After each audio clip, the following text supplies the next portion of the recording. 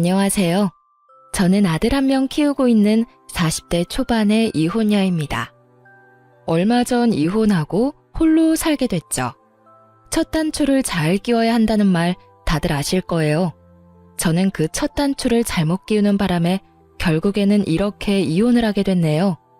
결혼 전 저는 고졸의 공장 생산직에서 일하고 있었어요. 남편과 만나게 된 건 30 초반이었죠. 그 당시에는 저도 이런 지긋지긋한 곳에서 벗어나서 제 가게 차려보려고 악착같이 일했어요. 그렇게 돈만 벌며 살던 저와 인연을 맺은 남편은 당시 중소기업에 다니던 평범한 회사원이었어요. 그런데 만난 지 1년도 안 되어 결혼에 대해 진지하게 생각할 수밖에 없는 일이 벌어졌습니다. 바로 소중한 새 생명이 제 뱃속에 자라나고 있었던 거죠. 남편은 당장 결혼하기를 원했고 저도 곧 결혼을 할 수 있을 거라 생각했어요. 그런데 인사를 갔던 날 제 기대는 와장창 무너졌습니다. 나는 너 며느리로 인정 못해. 공순이 주제에 감히 누구한테 들러붙으려고 해? 여보, 들을 것도 없어요. 애 빌미로 아들 꼬시려는 꽃뱀이라고요. 그러니까 이야기 듣고 자시고 할 것도 없어요. 썩 나가지 못해? 시모의 행동에 놀란 사람은 저뿐만이 아니었습니다. 남편과 시아버지조차도 깜짝 놀란 거죠. 이렇게 사람을 내쫓을 만큼 나쁜 사람이 아니라고 하더군요. 평소 하는 행동을 보면 말이죠. 평상시에는 교양 있고 봉사도 하며 착하게 사는 사람처럼 보였지만 실제로는 학력과 집안을 엄청 따지는 사람이었더라고요. 어머니, 갑자기 왜 이러세요? 이야기라도 들어보고 말하셔야죠. 이렇게 다짜고짜 내쫓으면 어떡합니까? 말이라도 들어보세요. 그래 여보, 이 아가씨가 도대체 뭘 잘못했다고 이렇게 난리야? 우리 애도 이미 늦은 결혼이고 빨리 애 가져서 들어오면 좋지. 왜 이렇게 유난이야? 시부는 늦은 결혼을 하는 아들이 손주까지 데려왔다는 사실에 그저 즐거워만 하셨어요. 내심 노총각으로 늙어서 손주 하나 못 보는 거 아닌가 하는 걱정을 많이 하셨던 것 같아요. 그렇지만 시모는 눈 하나 깜짝하지 않고 저를 천하의 나쁜 꽃뱀으로 몰아갔어요. 임신을 해서 결혼을 한다는 것 자체가 얼마나 교양 없는 짓이에요. 분명히 우리 아들 돈 보고 임신 노렸을 거예요. 그런 애를 어떻게 받아줘? 임신이 저 혼자 하고 싶다고 되는 건 아니잖아요. 예정에 없긴 했지만 그래도 둘 사이에 애정이 있기 때문에 전혀 문제 없다고 생각했는데 시모가 걸림돌이 될 줄 몰랐죠. 그런 시모를 보고 시부도 놀랐는지 제게 그러더군요. 아이고 미안하네 아가씨. 오늘은 일단 갔다가 다음에 다시 와야겠어.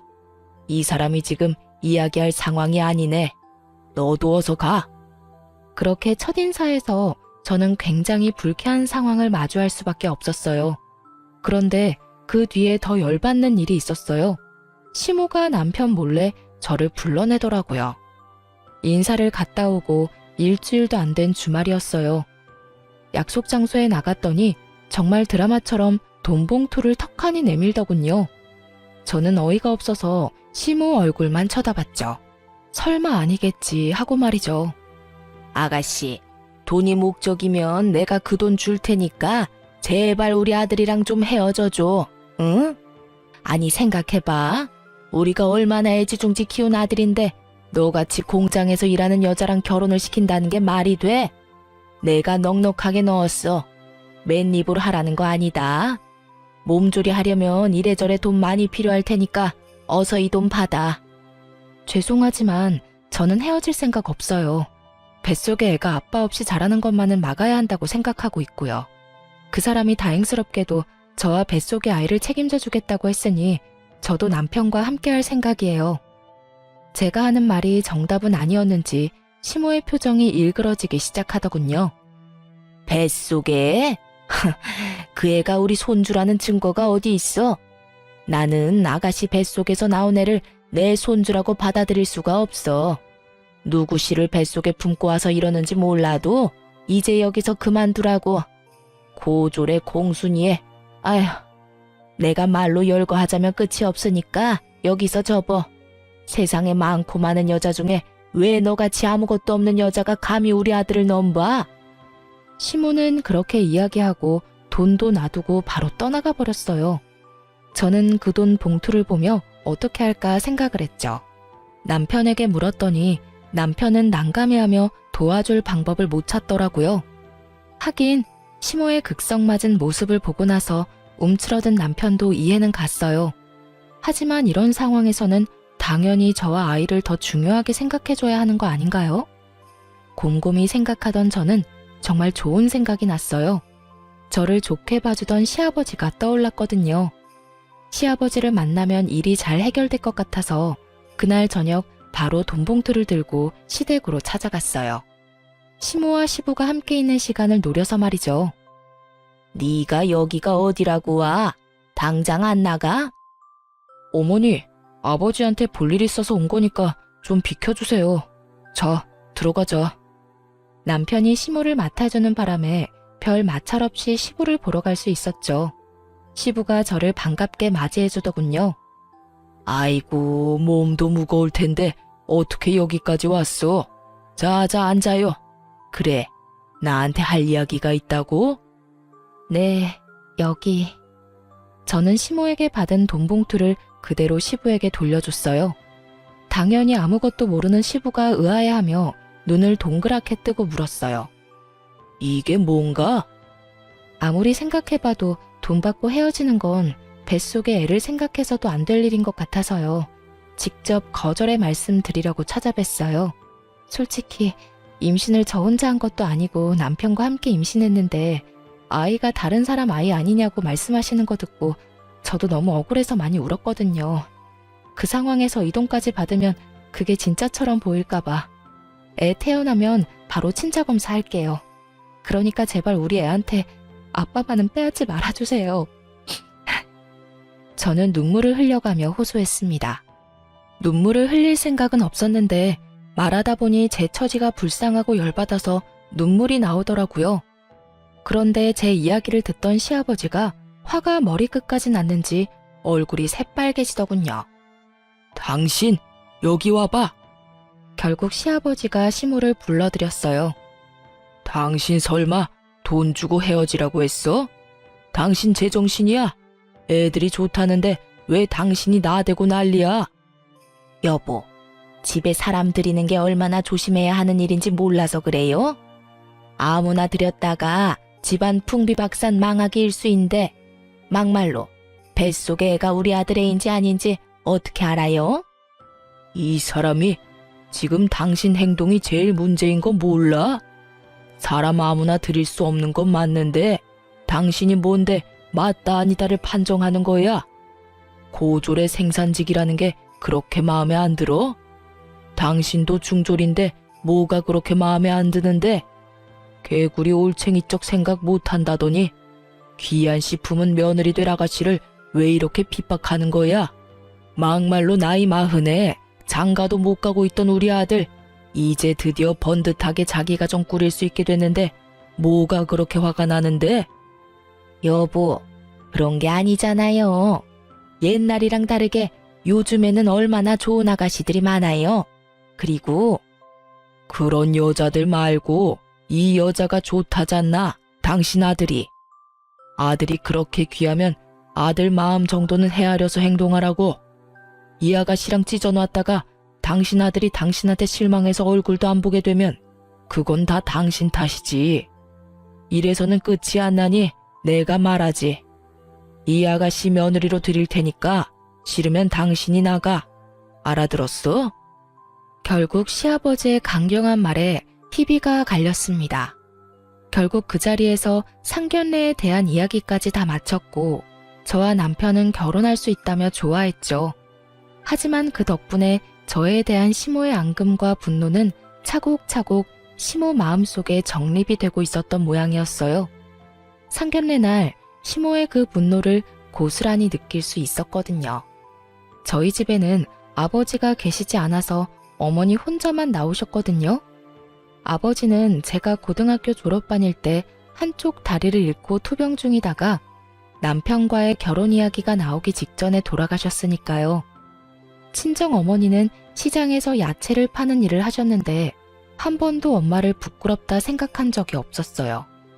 여태껏 어머니 홀로 아버지 간병에 돈 벌랴 집안일 하랴 저와 남동생 돌보랴 고생하신 걸 너무 많이 봐서 저도 대학에 가지 않고 공장에 취직한 거였거든요.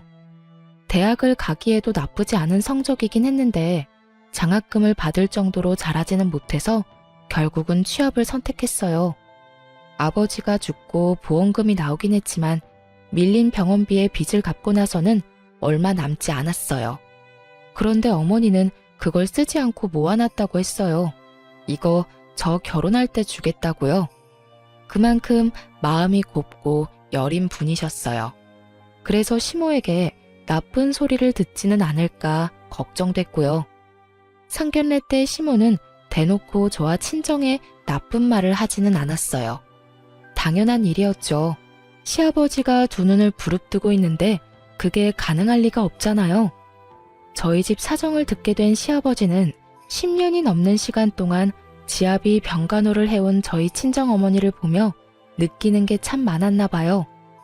부모를 보면 자식을 볼 수 있다고 했는데 한결같은 마음으로 아버지 곁을 지킨 어머니를 보며 저도 그렇게 힘든 일이 벌어질 때도 남편을 잘 지켜줄 수 있을 거라는 생각을 하신 모양이었어요.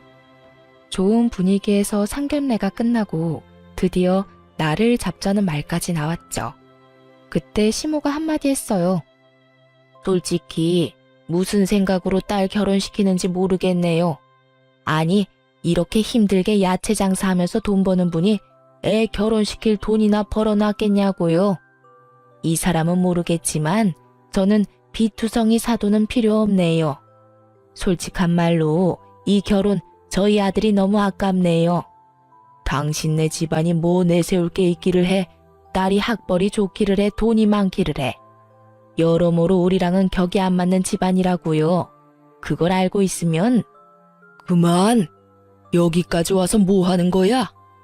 제가 틀린 말 했어요. 힘들게 살았으면 힘들게 산 대로 분수에 맞는 사돈을 찾으라고요. 사부인께서 걱정이 많으시네요. 저는 그저 제 딸아이를 존중하는 것뿐입니다. 사부인께서도 아드님 마음을 존중해서 여기 나오셨겠죠.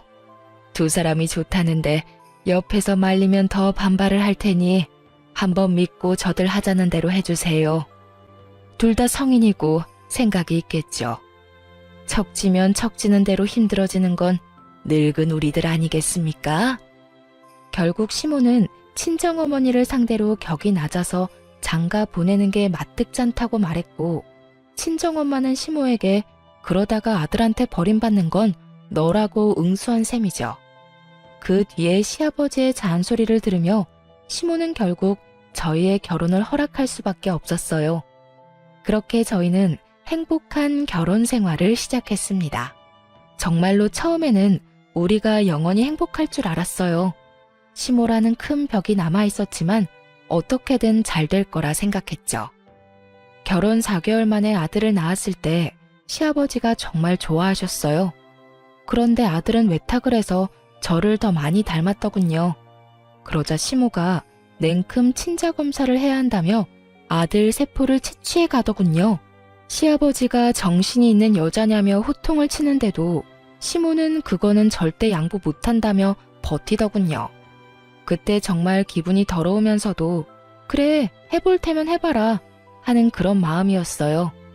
그 애가 남편 애라는 건 변함이 없는 사실이니까요. 그래도 시모가 중간에 무슨 수작을 벌일지 몰라 남편에게 부탁해서 직접 시부모님을 다 모시고 가라고 했어요. 그리고 그렇게 유전자 검사 결과가 나왔는데 역시나 남편의 친자임이 확실시 된 거죠. 결과가 나오고 시아버지가 시모에게 그랬어요. 이거 봐. 우리 손주라고 내가 말했잖아. 결국 시모도 그 결과에 대해 아무런 딴지를 걸 수 없었어요. 그 일로 시모의 입지는 현저히 줄어들었고 시아버지는 저와 손주인 제 아들을 어지간히도 예뻐하셨어요. 처음에는 시모가 너희들끼리 알아서 살라고 했는데 손주에 감동받으신 시아버지께서 본인 명의 아파트를 흔쾌히 신혼집으로 빌려주셨거든요. 그렇게 꽤나 순탄했던 결혼 생활도 5년 차에 접어들 때였어요.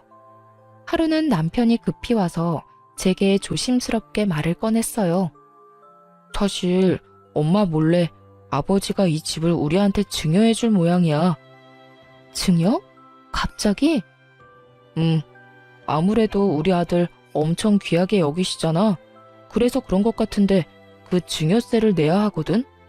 근데 증여세가 거의 8천 정도 나오는데 당신이 그 돈 좀 빌려주면 어떨까 싶은데.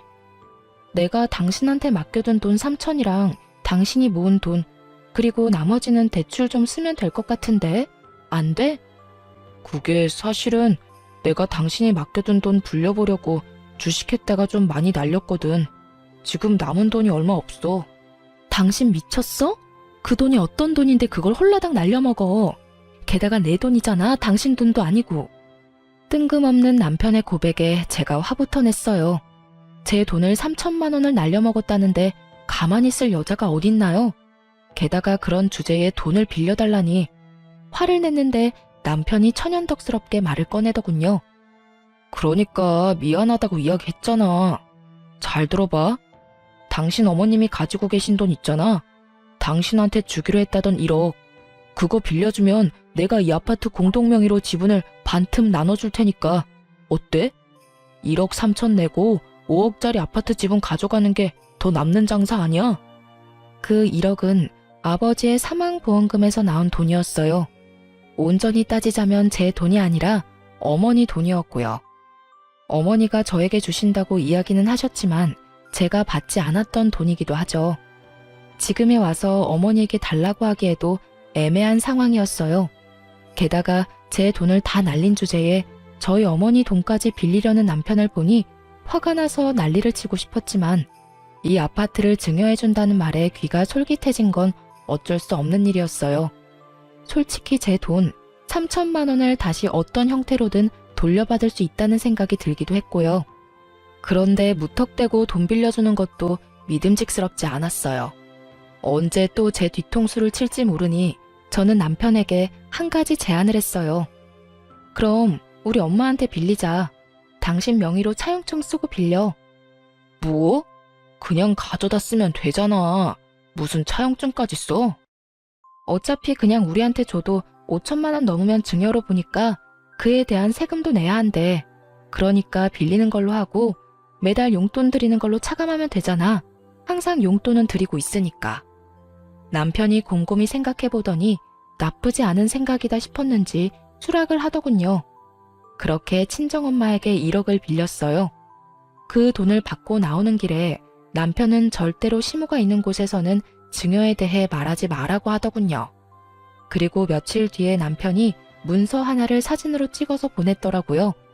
신혼집에 우리 둘 공동명의로 된 등기부 등본이었어요. 저는 한 차례 마음을 놓을 수 있었어요. 이로써 이 집안에서 제 위치가 좀 더 안정됐다는 생각이 들었거든요. 사실 제가 이런 것에 관심을 가지게 된 건 모두 시모 때문이었어요. 시모는 결혼 후부터 이혼할 때까지 저를 며느리라고 다른 사람에게 소개한 적이 단 한 번도 없었어요. 시아버지가 없을 때 시모의 친구들이나 친척들에게는 단 한 번도 저를 며느리라고 소개하지 않았거든요. 처음에는 이것도 시간이 지나면 고쳐지겠지 싶었어요. 그리고 저도 시아버지가 없는 자리에는 나가지 않았고요. 그런데 하루는 시모의 친구 아들이 결혼을 하게 돼서 두 분이 결혼식에 가게 됐는데 시아버지가 당일 급한 일이 생겨 가지 못하게 됐어요. 시모가 차를 몰 줄 몰라서 타 지역에서 하는 결혼식장까지 가는 게 너무 힘들다며 저희에게 부탁하더라고요. 남편에게 이야기했지만 하필 남편도 그날따라 바쁜 일이 있어 가지 못하고 저와 시모 이렇게 둘만 가게 된 거였죠. 솔직히 안 가고 싶은 마음이 가득했지만 어쩔 수 없이 나간 자리였어요. 어머, 어서 와. 잘 지냈지? 함께 온 이 사람은 누구야? 너 딸은 없었잖아. 며느리? 아니야. 그냥 우리 집에서 일하는 사람이야. 오늘 차 태워줄 사람이 없어서 데리고 왔어. 아, 그래. 그 이야기를 뒤에서 듣고 있는 제 심정이 어땠는지 다들 짐작이나 하실 수 있을까요?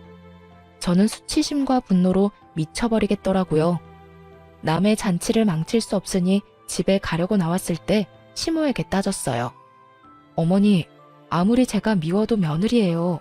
그런데 어째서 친구분한테 제가 며느리라고 말씀을 안 하시는 거예요? 도대체 언제까지 저를 외부 사람 취급하시려는 거냐고요. 당연히 내가 널 며느리로 취급하지 않으니 넌 외부 사람이지. 내가 언제 너 며느리라고 인정한 적 있어? 단 한 번도 없어. 어머님이 이럴 때마다 제가 얼마나 억장이 무너지는지 아세요? 너 힘든 거랑 나랑 무슨 상관이니? 내가 하지 말라는 결혼했으면 이 정도는 네가 감당해야 하는 일이지. 그리고 너 그렇게 따박따박 어른들 말에 말대꾸하는 건 누구한테 배워먹은 짓이니? 네 엄마가 그렇게 가르쳤어?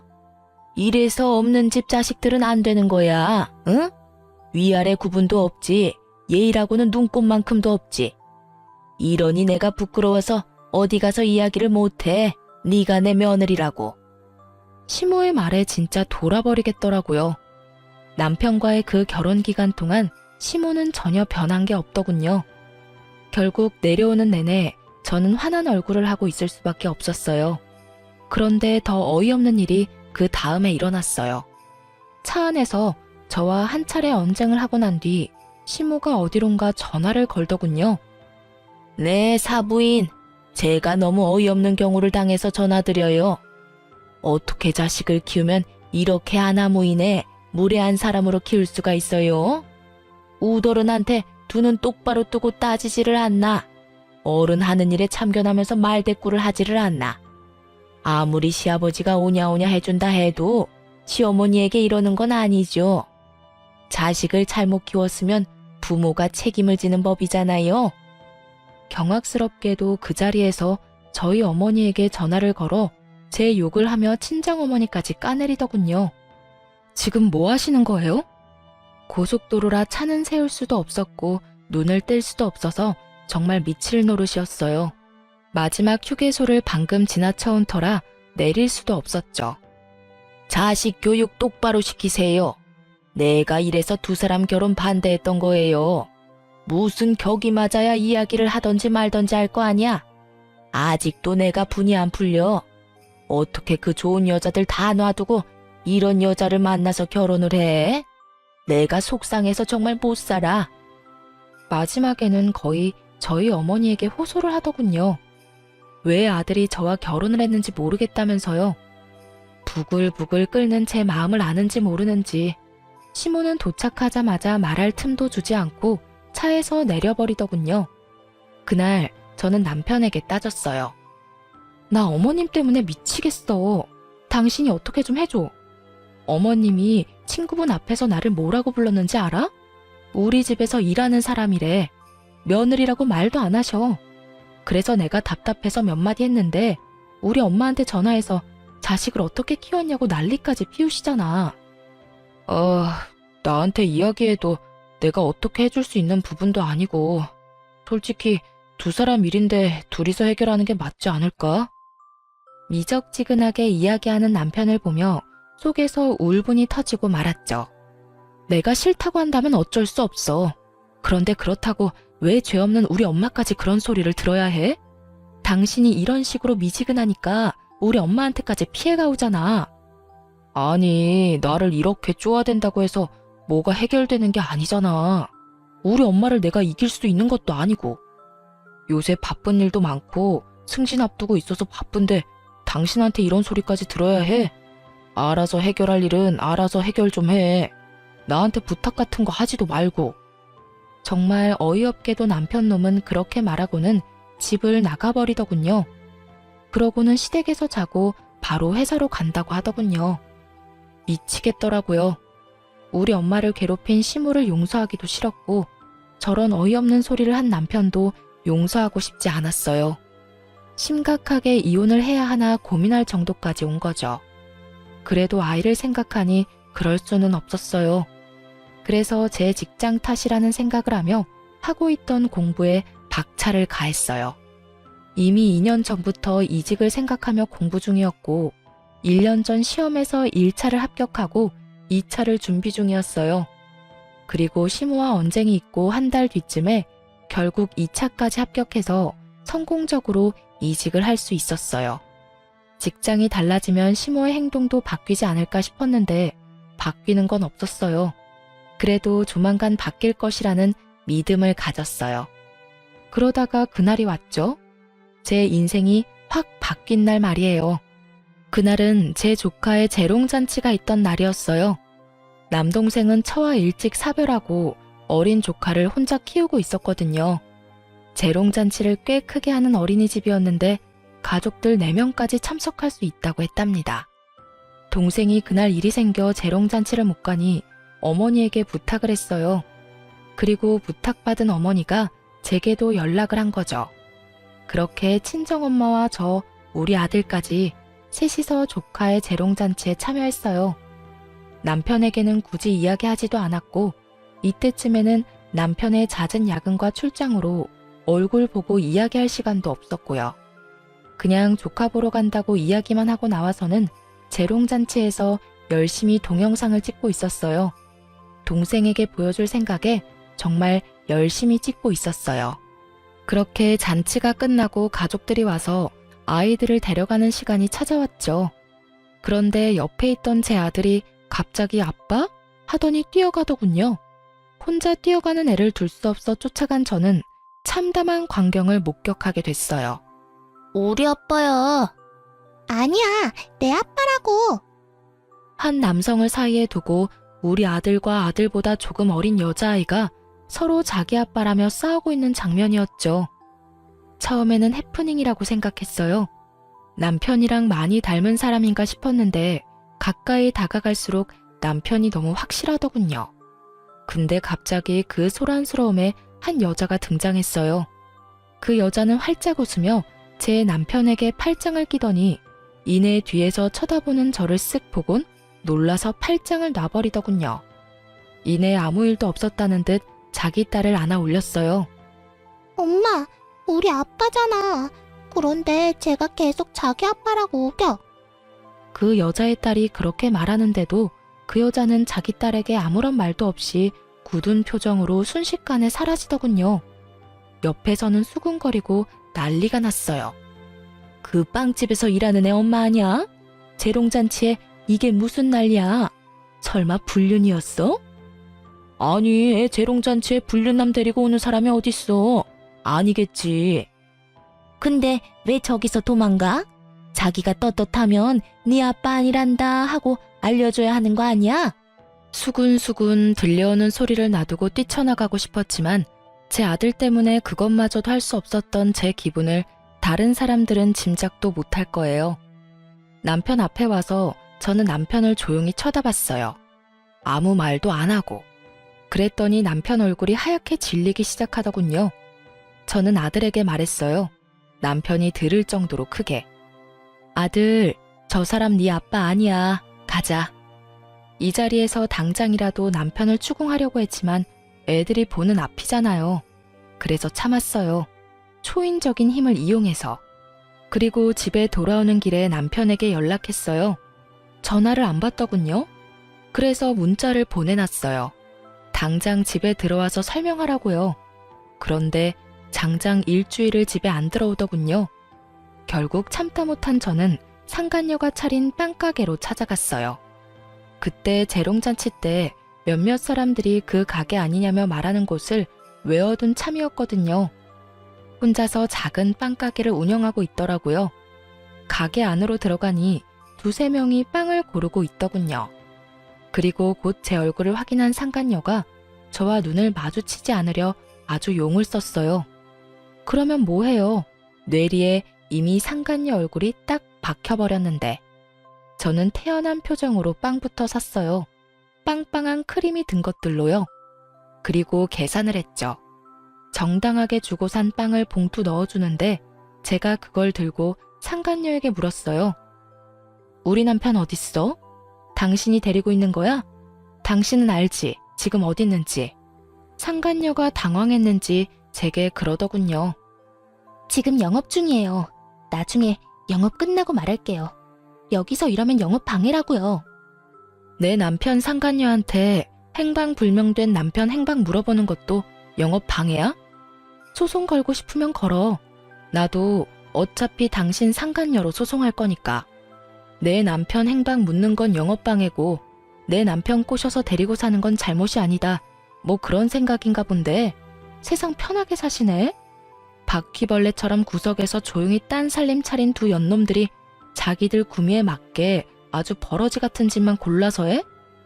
그 사람이 당신 말고 저를 선택한 건 잘못이 아니죠. 저희가 사랑하는데 당신이 걸림돌인 거지.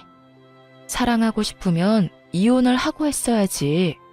유부남이랑 사랑하는 게 잘못이라는 걸 몰라서 그딴 정신 나간 소리 짓거리는 거야? 와, 오랜만에 상상 이상의 개소리를 들으니까 정신이 혼미하네. 저는 들고 있던 빵을 가게 바닥에 툭 하고 떨어뜨렸어요. 그리고 말했죠.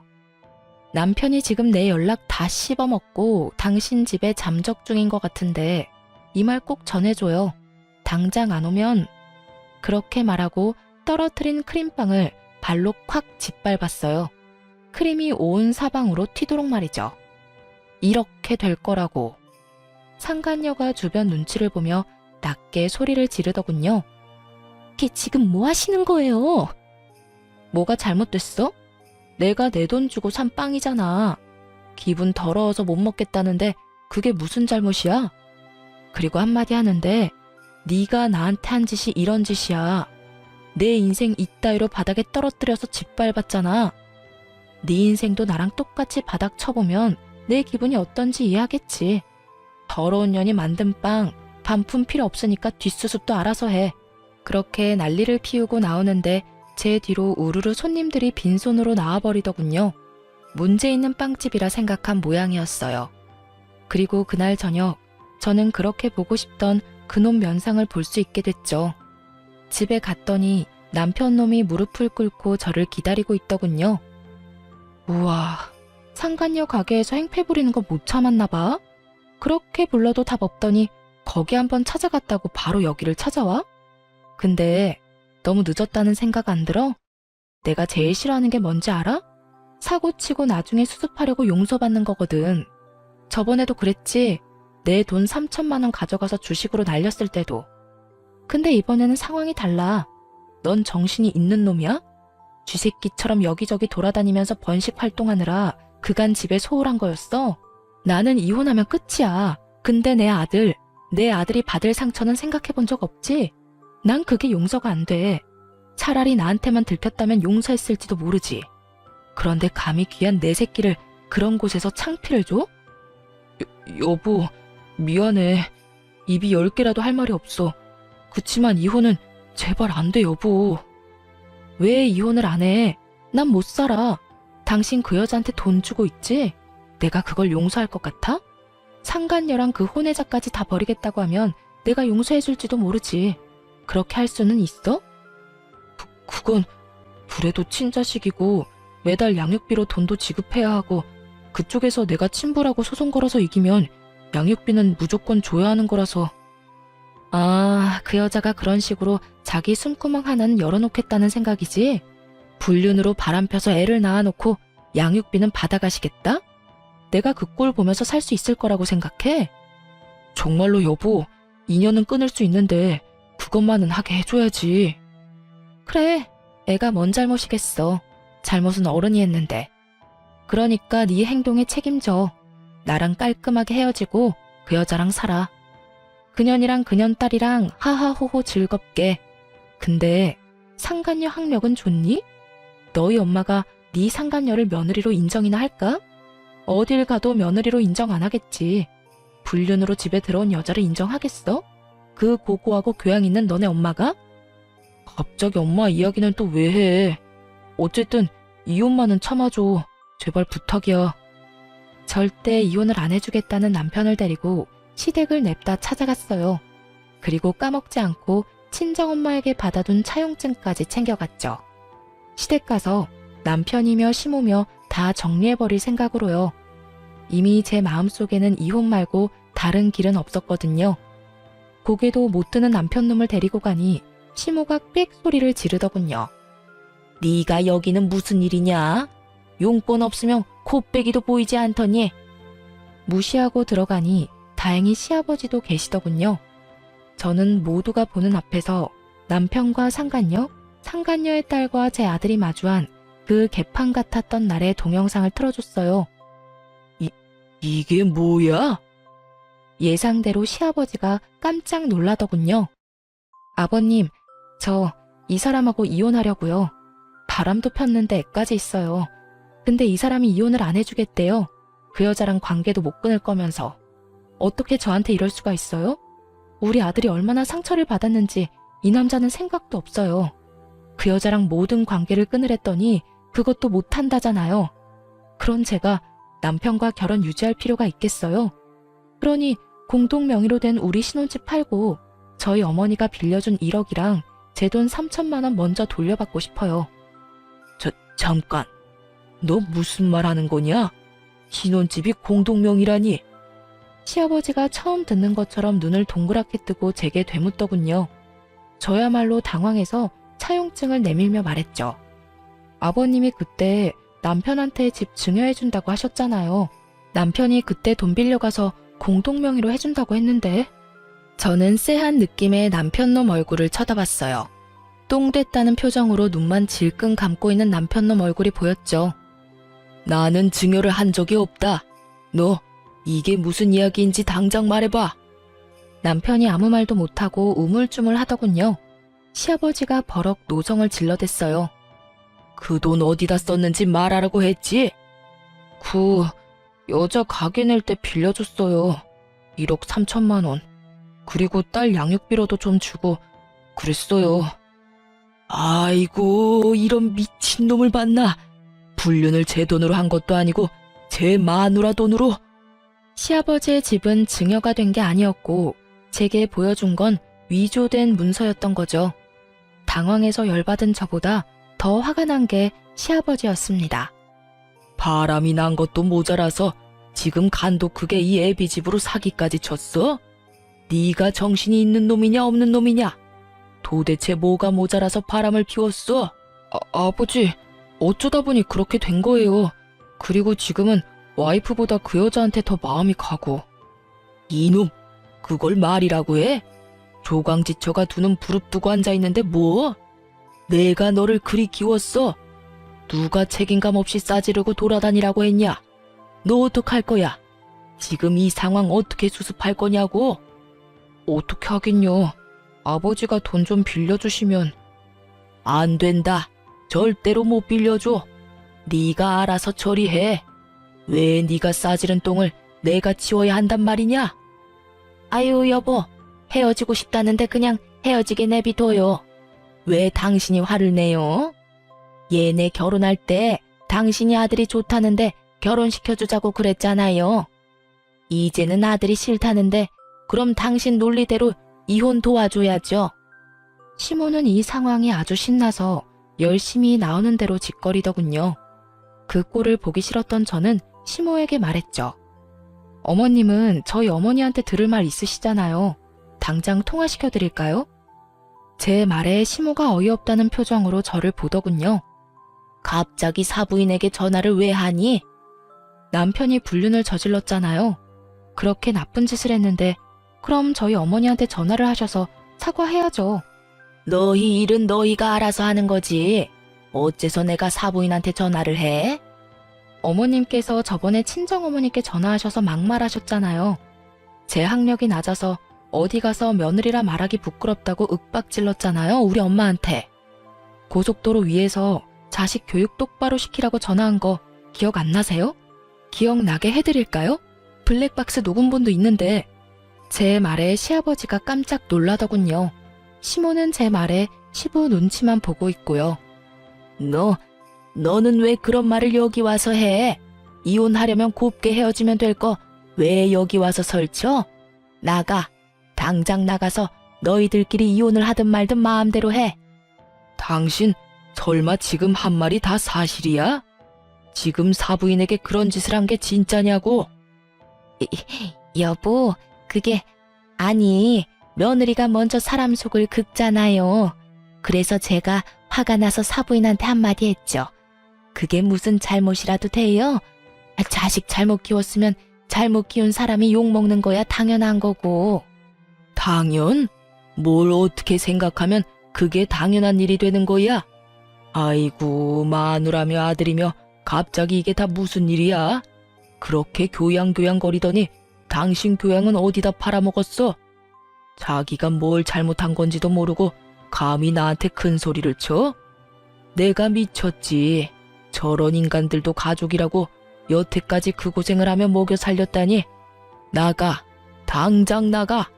그리고 아들 너는 그 집에서도 나가. 공동명의? 증여? 네가 뭔데 마음대로 내 집을 증여했다고 사기를 쳐? 둘 다 꼴도 보기 싫으니까 이 집에 2번 다시 올 생각하지 마. 그렇게 시아버지는 시모와 남편을 쫓아냈어요. 시아버지는 저에게 이혼을 허락하며 한 가지 말해줬어요. 합의 이혼하면 위자료 명목으로 우리가 살던 그 신혼집을 주시겠다고요. 저를 위해서라기보다는 손주를 위해서인 것 같았어요.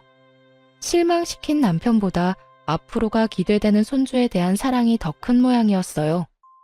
그렇게 쫓겨난 남편과 시모는 상간녀 집으로 간 모양이었어요. 시아버지가 꽤나 강경했거든요. 저는 시모 성격 생각하며 상간녀가 버틸 수는 있으려나 싶었네요. 그리고 협의 이혼을 하면서 시부가 제게 신혼집 소유권 이전을 해줬어요. 그걸 저한테 준 걸 어떻게 알았는지 남편과 시모가 시댁으로 찾아와서 따지더라고요.